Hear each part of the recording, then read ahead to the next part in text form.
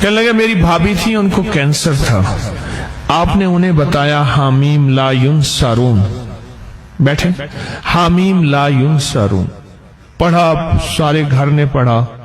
خوب پڑھا کہ آپ کہنے لیں ہمارے ہاں ہیپٹ آباد میں آئے تھے تو ہمارے گھر آئے تھے، تو پھر آپ نے بتایا تھا کہ انشاءاللہ ٹھیک ہو گیا، تو 15 دن کے بعد ہم نے کینسر کے ہسپتال سے اس کو چیک کرایا تو وہ ٹھیک ہو گیا۔ اچھا، یہ وظیفہ لا علاج بیماریوں کے لیے، قاتلانہ حملے کے لیے، جس کے پیچھے دشمن لگے ہوں، جس کے پیچھے جنات لگے ہوں،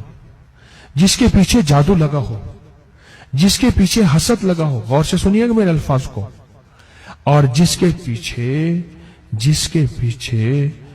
کالے وار لگے ہوں یا لا علاج بیماری لگی ہو۔ اور یہ پتہ ہے وظیفہ ملا کہاں سے تھا؟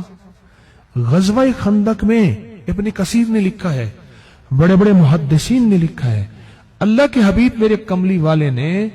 آل رسول اور اصحاب رسول جو ساتھ تھے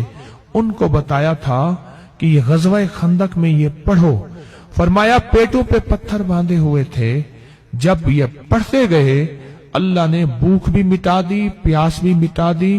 دشمن کا خوف بھی مٹا دیا۔